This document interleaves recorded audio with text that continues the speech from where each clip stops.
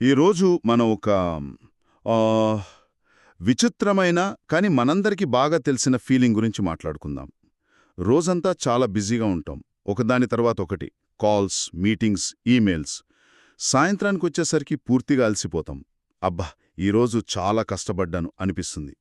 కానీ రాత్రి ప్రశాంతంగా కూర్చుని ఆలోచిస్తే నేనీరోజు నిజంగా ఏం సాధించాను అని ప్రశ్నించుకుంటే సమాధానం దొరకదు. ఏదో ముఖ్యమైన పని చేయాలనుకుంటాం కానీ అది మాత్రం అవ్వదు. మన సోర్సెస్ దీన్ని ఒక మంచి పదంతో చెప్తున్నాయి. Execution truth. అంటే మనం పడిన కష్టానికి వచ్చిన ఫలితానికి మధ్య ఉన్న నిజం అన్నమాట. ఈ చర్చలో ఆ నిజానికి మనకు చెప్పుకునే కథకు మధ్య ఉన్న గ్యాప్ని అర్థం చేసుకుందాం. ఆ ఫీలింగ్ అది చాలామందికి అనుభవమే. దాని వెనుక ఒక సైకలాజికల్ కారణముంది. అదే ప్రొడక్టివిటీ భ్రమ. మన మెదడు చాలా తెలివైంది. దానికి వెంటనే సంతృప్తినిచ్చే చిన్న పనులంటే చాలా ఇష్టం. ఓ 10 ఈమెయిల్స్కి రిప్లై ఇవ్వగానే, ఇన్బాక్స్ క్లీన్ చేయగానే ఒక చిన్న డోపమైన్ రిలీజ్ అవుతుంది. వావ్! ఏదో సాధించాను అనే ఫీలింగ్. కానీ ఇది ఒక ఉచ్చులాంటిది. ఈ చిన్న చిన్న విజయాల కోసం అసలైన, కొంచెం కష్టమైన, మన ఎదుగుదలకు అవసరమైన పనులను వాయిదా వేసేలా చేస్తుంది. అందుకే సోర్సెస్ చెప్పేదేంటంటే, మనం పడిన శ్రమను కాదు, మనం సాధించిన పురోగతిని కొలవాలి. ఈ చర్చ ఉద్దేశం మనల్ని మనం తప్పుబట్టడం కాదు, జస్ట్ మనల్ని మనం స్పష్టంగా అర్థం చేసుకోవడం. అంటే తెలియకుండానే మన బ్రెయిన్ మనని మోసం చేస్తోందన్నమాట. ఇది వింటుంటే నాకు నిన్న జరిగిన సంఘటనే గుర్తొస్తోంది. నా ఇన్బాక్స్లో 100 ఈమెయిల్స్ ఉంటే గంటసేపు కూర్చుని అన్నీ క్లియర్ చేసి ఇన్బాక్స్ 0 సాధించానని పెద్ద విజయంలా ఫీలయ్యాను. కానీ ఇప్పుడు అర్థమవుతోంది, నేనసలు చేయాల్సిన ఒక పెద్ద ప్రాజెక్ట్ ప్రపోజల్ పక్కన పెట్టి ఈ సులువైన పనితో సంతృప్తి పడ్డానని. మన బ్రెయిన్ ఒక చిన్న పిల్లాడు లాంటిదన్నమాట కదా. చాక్లెట్ ఇస్తానంటే ఏ పనైనా చేస్తుంది, కానీ కష్టమైన లెక్కలు చేయమంటే పారిపోతుంది. ఖచ్చితంగా. ఆ పోలిక చాలా కరెక్ట్. మెదడు ఎప్పుడూ కంఫర్ట్ జోన్లో ఉండాలని చూస్తుంది. సులువైన పనులు చేసి ఆనందపట్టం దానికిష్టం. కాని ఒక కొత్త స్కిల్ నేర్చుకోవడం, ఒక పెద్ద ప్రాజెక్ట్ మొదలుపెట్టడం, లేదా మన భవిష్యత్తుకు సంబంధించిన ఒక ముఖ్యమైన నిర్ణయం తీసుకోవడం, ఇలాంటి పనుల దగ్గరకొచ్చేసరికి అదొక రకమైన రెసిస్టెన్స్ చూపిస్తుంది. దాన్ని వాయిదా వేయడానికి 1000 కారణాలు వెతుకుతుంది. ఫలితంగా మనం రోజంతా ఒకేచోట తిరుగుతున్నట్టు, బిజీగా ఉన్నట్టు అనిపిస్తోంది. కానీ ముందుకు వెళ్ళం. ఒక ట్రెడ్మిల్ మీద పరిగెడుతున్నట్టే. చాలా కష్టపడతాం, కానీ చేరే గమ్యం ఉండదు. ఈ బిజీగా ఉండటాన్ని ప్రొడక్టివ్గా ఉండటంతో కన్ఫ్యూజ్ అవ్వటం దగ్గరే అసలు సమస్య. ఇక్కడే అకౌంటబిలిటీ అనే పదం వస్తోంది. కాని నాకు అకౌంటబిలిటీ అనే పదం వినగానే కొంచెం భయం వేస్తోంది. ఎవరో మనల్ని జడ్జి చేస్తున్న ఫీలింగ్, స్కూల్లో ప్రిన్సిపల్ రూమ్కి పిలిచినట్టు.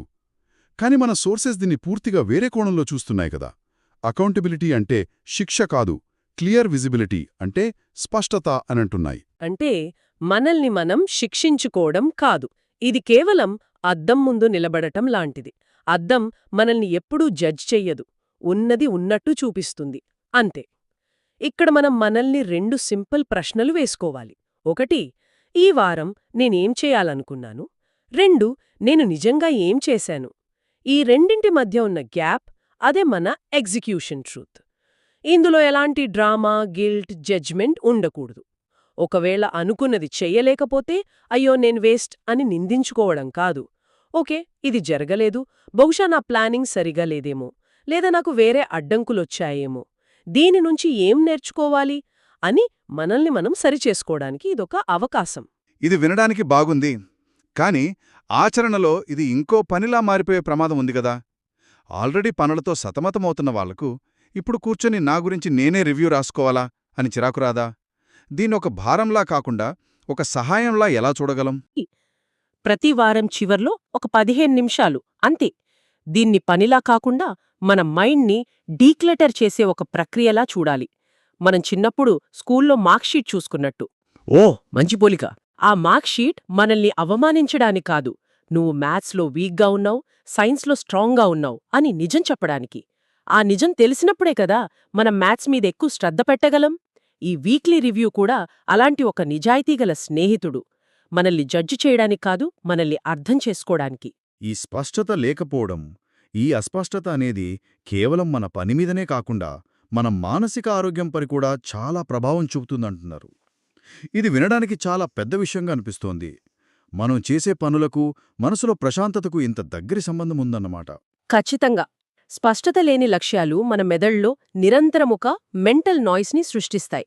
అంటే ఏదో చెయ్యాలి, ఏదో మర్చిపోతున్నాను, టైం అయిపోతోంది అనే ఒక తెలియని ఆందోళన మనస్సులో ఎప్పుడూ రన్ అవుతూ ఉంటుంది. ఇది కంప్యూటర్లో బ్యాక్గ్రౌండ్లో రన్ అయ్యే యాప్స్ లాంటిది.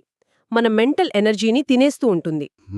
ఈ మానసిక ఒత్తిడి నేరుగా మన శరీరంపై కూడా ప్రభావం చూపుతుంది. నిద్ర సరిగ్గా పట్టకపోవడం, జీర్ణ వ్యవస్థ దెబ్బతినడం, ఎప్పుడూ అలసటగా నీరసంగా ఉండటం, వీటన్నింటికీ మూలం ఆ క్లారిటీ లేకపోవడమే. మనసుకి ఎప్పుడైతే స్పష్టత వస్తుందో, ఓకే, ఈ వారం నేను చేయాల్సిన ముఖ్యమైన 3 పనులు ఇవి, నా ఫోకస్ ఇక్కడ ఉండాలి అని తెలుస్తుందో, అప్పుడు ఆ మెంటల్ నాయిస్ ఆగిపోయి శరీరం కూడా రిలాక్స్ అవుతుంది. ఈ విషయం వింటుంటే ఇది కేవలం థీరీ కాదనిపిస్తోంది. ఈ చిన్న మార్పుతో ఎవరైనా నిజంగా తమ జీవితాన్ని మార్చుకున్నట్టు మన సోర్సెస్లో ఏదైనా ఉదాహరణ ఉందా? ఒక అద్భుతమైన ఉదాహరణ ఉంది. ఒక ఫ్రీలాన్స్ గ్రాఫిక్ డిజైనర్ కథ. అతను చాలా టాలెంటెడ్, బాగానే సంపాదిస్తున్నాడు. రోజూ 10-12 గంటలు పనిచేస్తున్నాడు. బయట నుంచి చూసేవారికి అతను చాలా సక్సెస్ఫుల్. కానీ అతనికి లోపలొక అసంతృప్తి. తన ఎదుగుదల ఒక చోట ఆగిపోయిందని, కొత్త క్లయింట్స్ రావడం లేదని, తన స్కిల్స్ కూడా అప్డేట్ అవ్వడం లేదని ఫీల్ అవుతున్నాడు. అతను కూడా ఇదే బిజీనెస్ ట్రాప్లో పడిపోయాడు. ఓకే, మరి అతను ఈ ట్రాప్ నుంచి ఎలా బయటపడ్డాడు? అతను ఈ సింపుల్ వీక్లీ రివ్యూ మొదలుపెట్టాడు. ప్రతి శుక్రవారం సాయంత్రం ఒక చిన్న నోట్బుక్లో 15 నిమిషాలు కేటాయించుకున్నాడు. కేవలం 2 ప్రశ్నలు. ఒకటి, ఈ వారం ఏం ప్లాన్ చేశాను వర్సెస్ నిజంగా ఏం చేశాను. రెండవది, వచ్చే వారానికి నేను మెరుగుపరుచుకోగల ఒక్క విషయమేంటి. అంతే. కొన్ని వారాలు గడిచేసరికి అతనికి కొన్ని షాకింగ్ ప్యాటర్న్స్ అర్థమవడం మొదలైంది. ఉదయం పూట తను చాలా క్రియేటివ్గా, ఎనర్జెటిక్గా ఉండే టైంలో అనవసరమైన ఈమెయిల్స్ చెక్ చేస్తూ, సోషల్ మీడియా చూస్తూ గడిపేస్తున్నాడని గమనించాడు. కొత్త క్లయింట్స్కి కాల్స్ చేయాల్సిన ముఖ్యమైన పనిని తర్వాత చేద్దాంలే అని రోజూ వాయిదా వేస్తున్నాడని తెలుసుకున్నాడు. అంటే తన ఎగ్జిక్యూషన్ ట్రూత్ తన కళ్ళ ముందు కనిపించిందనమాట. ఎగ్జాక్ట్లీ. ఆ నిజం చూడగానే అతను తన పని విధానాన్ని మార్చుకున్నాడు. ఉదయం మొదటి 2 గంటలు డీప్ వర్క్ కోసం కేటాయించాడు. No emails, no phone. కేవలం డిజైనింగ్ లేదా కొత్త క్లయింట్స్తో మాట్లాడటం. మధ్యాహ్నం ఎనర్జీ తక్కువగా ఉన్నప్పుడు ఈమెయిల్స్, అడ్మిన్ పనులు పెట్టుకున్నాడు. ఈ చిన్న మార్పుతో కొన్ని నెలల్లోనే అతని ఆదాయం పెరిగింది, ఒత్తిడి తగ్గింది, తన పనిలో సంతృప్తి కూడా పెరిగింది. వావ్! అతను పనిచేసే గంటలు తగ్గినా అతని అవుట్పుట్ పెరిగింది. ఎందుకంటే అతను బిజీగా ఉండటం మానేసి ప్రొడక్టివ్గా ఉండటం మొదలుపెట్టాడు. ఈ మొత్తం ప్రక్రియలో నిజాయితీ చాలా కీలకమనిపిస్తుంది. ఈ వారం చాలా బిజీగా ఉన్నాను, టైం దొరకలేదు అని మనకు మనం కథలు చెప్పుకోవడం చాలా తేలిక. కానీ నేను కొన్ని ముఖ్యమైన పనులను కావాలనే వాయిదా వేశాను, ఎందుకంటే అవి కష్టంగా అనిపించాయి, లేదా నాకు భయమేసింది అని ఒప్పుకోవడం చాలా కష్టం. ఒప్పుకోలే అసలైన మార్పుకు పునాది. అది గేమ్ చేంజర్. నిజాయితీ మొదట్లో కఠినంగా అనిపించచ్చు, మన అహాన్ని దెబ్బతీయచ్చు. కాని అది మనకు స్వేచ్ఛనిస్తుంది. ఎందుకంటే సమస్య బయట లేదు, మనలోనే ఉందని తెలిసినప్పుడు దాన్ని పరిష్కరించే శక్తి కూడా మన చేతుల్లోనే ఉంటుందని అర్థమవుతుంది. ఇది మన పాత అలవాటైన డైరీ రాయడం లేదా ఇంట్లో లెక్కల పుస్తకం మెయింటైన్ చేయడం లాంటిదే. వాటిని మనం జడ్జ్ చేయడానికి రాయం, కేవలం వాస్తవాన్ని రికార్డ్ చేయడానికి రాస్తాం. కరెక్ట్. అందుకే సోర్సెస్ చెప్పేది కూడా అదే. మన జ్ఞాపకశక్తి కన్నా కొలత ముఖ్యం. Measurement is more important than memory. ఎందుకంటే మన మెమరీ మనల్ని మోసం చేస్తుంది, మనకు అనుకూలంగా కథలను అల్లుతుంది. కాని రాసుకున్న నిజం అలా కాదు, అది నిక్కచ్చిగా ఉంటుంది. మరి దీనికి మనల్ని ప్రశ్నించే ఒక స్నేహితుడు లేదా మెంటర్, అంటే ఒక అకౌంటబిలిటీ పార్ట్నర్ లాంటి వాళ్ళు ఎవరైనా తప్పనిసరిగా ఉండాలా, లేకపోతే మనకు మనమే సరిపోతామా? ఇక్కడ ఒక ఆసక్తికరమైన విషయముంది. ఒకరుంటే మంచిదే, కాని అది తప్పనిసరి కాదు. ఎందుకంటే మొదటి అతి ముఖ్యమైన పార్ట్నర్ మనమే. మనపై మనకు నమ్మకం పెరగాలి. దాన్ని సెల్ఫ్ ట్రస్ట్ అంటాం. అది ఎలా వస్తుంది అంటే మనం మనకు ఇచ్చుకున్న చిన్న చిన్న ప్రామిస్లను నిలబెట్టుకున్నప్పుడే వస్తుంది. ఓకే. ఉదాహరణకు, నేను రేపట్నించి రోజూ గంట జిమ్ చేస్తాను అనేది ఒక పెద్ద ప్రామిస్. అది 1-2 రోజులు చేయలేకపోతే మనపై మనకే నమ్మకం పోతుంది, గిల్ట్ మొదలవుతుంది. కానీ నేను రోజూ భోజనం తర్వాత 10 నిమిషాలు నడుస్తాను అనేదొక చిన్న ప్రామిస్. చాలా సింపుల్. దాన్ని నిలబెట్టుకోవడం సులభం. అలా ప్రతిరోజూ నిలబెట్టుకున్నప్పుడు మన సబ్కాన్షియస్ మైండ్కి ఒక సిగ్నల్ వెళ్తుంది, నేను చెప్పిన మాట వింటాను అని. మనపై మనకు తెలియకుండానే ఒక కాన్ఫిడెన్స్ పెరుగుతుంది. ఆ కాన్ఫిడెన్స్ మన నడకలో, మన శ్వాసలో, మన ఆలోచనా విధానంలో కూడా కనిపిస్తుంది. అంటే చివరికి అకౌంటబిలిటీ అనేది బయట నుంచి వచ్చే ఒక ఒత్తిడి కాదు. అది మన ఆలోచనలకు, మన చేతలకు మధ్య ఉండే ఒక అలైన్మెంట్. మనం ఏమనుకుంటున్నామో అదే చేస్తున్నామా లేదా అని చెక్ చేసుకునే ఒక అంతర్గత వ్యవస్థ. కరెక్ట్. దీన్ని ఇంకా పెద్ద చిత్రంలో చూస్తే ఇది కేవలం కొన్ని అలవాట్లు మార్చుకోవడం కాదు. ఇది మన గుర్తింపునే, మన ఐడెంటిటీనే మార్చే ప్రక్రియ. నేను ప్రయత్నిస్తాను అనే స్థాయి నుంచి నేను ట్రాక్ చేస్తాను, నేను కొలుస్తాను అనే స్థాయికి మారడం. నేను నా మాటలకు, నా చేతలకు బాధ్యత వహిస్తాను అనే ఒక కొత్త, శక్తివంతమైన గుర్తింపు ఏర్పడుతుంది.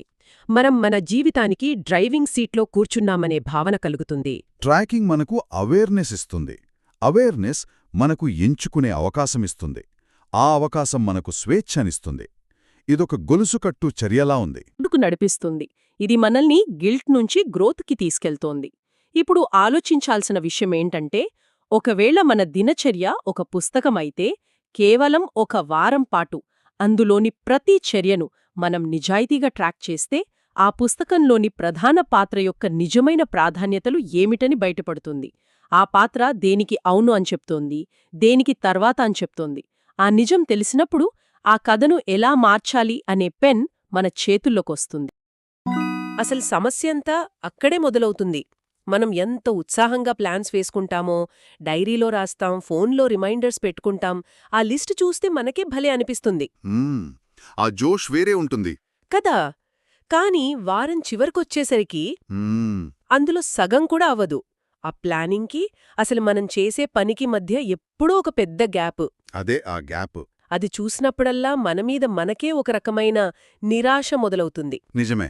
ఆ గ్యాప్ అనేది కేవలం సమయం లేకపోవడం వల్లనో, శక్తి లేకపోవడం వల్లనో రాదు. మరి దేనివల్ల? అదొక రిథం లేకపోవడం వలన వస్తుంది.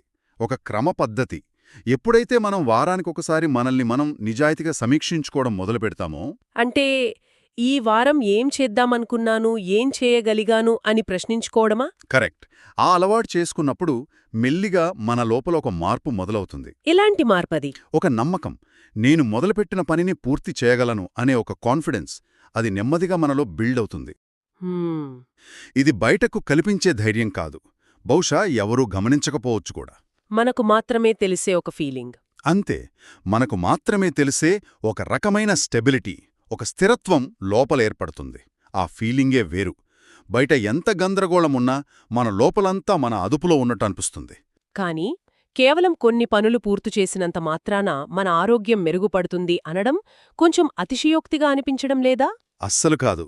ఈ స్టెబిలిటీకి మన శారీరక, మానసిక ఆరోగ్యానికి అంత బలమైన సంబంధముంటుందా? అదే కదా అసలైన వెల్నెస్ కోణం. మనం దాన్ని చాలా పైపైన చూస్తాం. అవును. కాని లోతుగా చూస్తే మనమీద మనకు నమ్మకం, అంటే సెల్ఫ్ ట్రస్ట్ పెరిగినప్పుడు ఒత్తిడి, స్ట్రెస్ దానంతటదే తగ్గుతుంది. ఎలా? ఎందుకంటే మన మెదడులో నిరంతరం ఒక సంఘర్షణ జరుగుతూ ఉంటుంది. నేనిది చెయ్యాలి, కాని చేయలేకపోతున్నాను. నేనిలా ఉండాలి, కాని ఉండలేకపోతున్నాను. ఈ లోపలి గొడవ ఆగిపోతుంది. అంటే మనస్సులో ఆ గందరగోళం తగ్గితే శరీరం కూడా స్పందిస్తుందన్నమాట. ఖచ్చితంగా. మైండ్లో ఈ కాన్ఫ్లిక్ట్ తగ్గినప్పుడు మన బాడీ కూడా రిలాక్స్ అవుతుంది. మన మెదడు భవిష్యత్తును ఊహించి భయపడటంలో చాలా సమయం గడుపుతుంది. ఎప్పుడైతే మనం చెప్పిన పనిని చేస్తామో మనం మన మెదడుకు ఒక బలమైన సందేశం పంపుతున్నాం. వర్తమానం మన అదుపులోనే ఉంది. ఆ ఒక్క సందేశం చాలంటారా? ఆ ఒక్క సందేశం మన నాడీ వ్యవస్థను శాంతపరచడానికి సరిపోతుంది. మన శరీరానికి క్లారిటీ చాలా ముఖ్యం. క్లారిటీ అంటే స్పష్టత. అవును. ఏమి చెయ్యాలో, ఎప్పుడు చేయాలో స్పష్టంగా తెలిసినప్పుడు అది ఒక సేఫ్టీ సిగ్నల్ లాంటిది. అంతా అదుపులోనే ఉంది అని శరీరం నమ్ముతుంది. దీనివల్ల స్ట్రెస్ హార్మోన్స్ తగ్గుతాయి, జీర్ణ వ్యవస్థ మెరుగుపడుతుంది, నిద్ర కూడా ప్రశాంతంగా ఉంటుంది. ఇది వింటుంటే ఒక ఏడాది పాటు ప్లాన్ చేసుకోవడంలోనే అసలు సమస్య ఉందేమో అనిపిస్తోంది. బహుశా ఆ సమయం మరీ ఎక్కువ కావడం వల్లనే మనం వాయిదా వేస్తున్నామేమో. జాన్వరిలో కాకపోతే ఫిబ్రవరిలో చేద్దాంలే అనే ఒక కంఫర్ట్ జోన్లోకి వెళ్ళిపోతాం. మీరు చాలా ముఖ్యమైన పాయింట్ పట్టుకున్నారు. ఆ ఇయర్ మైండ్ సెట్ మనకొక తప్పుడు భద్రతనిస్తుంది. అవును. ఇంక చాలా టైం ఉంది అనిపిస్తుంది. కరెక్ట్. కానీ ఈ బుక్లో ఒక భిన్నమైన పద్ధతిని సూచిస్తున్నారు. అదే 12 వారాల పద్ధతి. 12 వారాలు. అవును. ఎందుకంటే 12 వారాలు అనేది ఏదో మ్యాజిక్ నెంబర్ కాదు. అది మనమే సాకులు చెప్పుకోలేని ఒక అద్దం లాంటిది. అంటే సమయం తక్కువగా ఉండటం వల్ల మన ఫోకస్ పెరుగుతుందంటారా? ఫోకస్ మాత్రమే కాదు, బాధ్యత కూడా పెరుగుతుంది. 12 వారాలన్నప్పుడు ప్రతి వారం, ప్రతిరోజు చాలా విలువైందిగా అనిపిస్తుంది. ఆ అర్జెన్సీ వస్తుంది. వస్తుంది. ఈ వారం నేననుకున్నది చేయకపోతే నా మొత్తం ప్లాన్లో 8% వెనకబడిపోతాను అనే స్పృహ కలుగుతుంది. అది మనల్ని వాయిదా వేయనివ్వదు. నిజాన్ని దాచలేము, తప్పించుకోలేము. నిజమైన మార్పు అక్కడే మొదలవుతుంది. ఇది వింటుంటే మన సాంప్రదాయాల్లో ఉండే కొన్ని పద్ధతులు గుర్తొస్తున్నాయి. ఒక మండలం పాటు దీక్ష తీసుకోవడం లాంటివి. కరెక్ట్. అద్భుతమైన పోలిక. అక్కడ కూడా ఒక నిర్ణీత కాలానికి కట్టుబడి ఉంటారు కదా? అంతే. మన సంప్రదాయాల్లో ఈ ప్యాటర్న్ స్పష్టంగా కనిపిస్తుంది. దీక్ష, వ్రతం, మండలం ఇవన్నీ గమనిస్తే జీవితకాలం చేయాల్సిన వాగ్దానాలు కావు. అవును, పరిమిత కాలం. అవి ఒక పరిమిత కాలానికి, అంటే 40 రోజుల పాటు లేదా కొన్ని వారాల పాటు పూర్తి నిబద్ధతతో, ఫుల్ కమిట్మెంట్తో చేసేవి. ఆ కొద్ది కాలం మనల్ని మనం ఒక నియమానికి లోబడి ఉంచుకుంటాం. ఈ 40 రోజులు నేను ఇలాగే ఉంటాను అని మనం చెప్పుకుంటాం. ఆ చిన్న కమిట్మెంట్. ఆ చిన్న పరిమితకాల కమిట్మెంట్స్ మన దీర్ఘకాలిక గుర్తింపును, మన లాంగ్ టర్మ్ ఐడెంటిటీని నెమ్మదిగా మలుస్తాయి. ఆ దీక్ష పూర్తయ్యాక అందులోని కొన్ని మంచి అలవాట్లు మనతోనే ఉండిపోతాయి. అంత బానే ఉంది, కాని ఇక్కడే చాలామంది, నాతో సహా, ఒక పెద్ద పొరపాటు చేస్తారు. అదేమిటి? 12 వారాలు పూర్తయిన వెంటనే అంతా పరిపూర్ణంగా, పర్ఫెక్ట్గా మారిపోవాలి, అనుకున్న ఫలితం 100కు 100% వచ్చేయాలని ఆశిస్తారు. ఆ అంచనాలు. అవును. ఆ అంచనాలు అందుకోలేక మొత్తం ప్రయత్నమే వృధా అని నిరాశపడతారు. ఆ సమస్యను ఎలా చూడాలి? అది చాలా సహజమైన భావన. కానీ ఆ అపోహను ఖచ్చితంగా సరిదిద్దుకోవాలి. ఈ 12 వారాల పద్ధతి లక్ష్యం పర్ఫెక్ట్ ఫలితం కాదు. దాని అసలు ఉద్దేశం మన పురోగతిని, మన ప్రోగ్రెస్ని గమనించడం. Progress, not perfection. ఎగ్జాక్ట్లీ. 12 వారాల తర్వాత మనం వేసుకోవాల్సిన ప్రశ్నలు వేరే ఉంటాయి. నేను గతంతో పోలిస్తే ఎక్కడ మెరుగుపడ్డాను?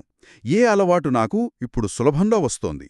గతంలో ఏ పని మొదలుపెట్టడానికే కష్టపడేవాణ్ణి, ఇప్పుడు అందులో ఏమైనా మార్పొచ్చిందా? ఇలాంటివి. అంటే ఫలితం మీద కాకుండా ప్రక్రియ మీద దృష్టి పెట్టాలంటారు. ఖచ్చితంగా.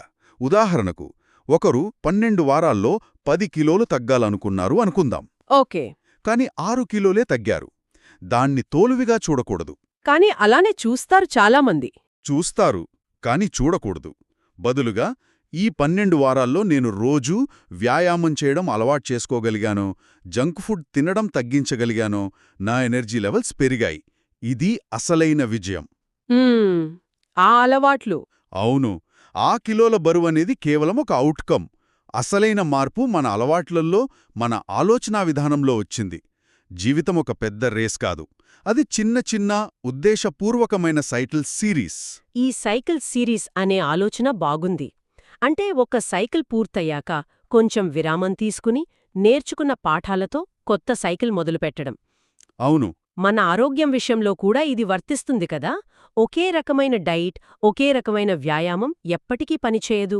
అబ్సల్యూట్లీ. మన శరీరానికి మార్పు అవసరం.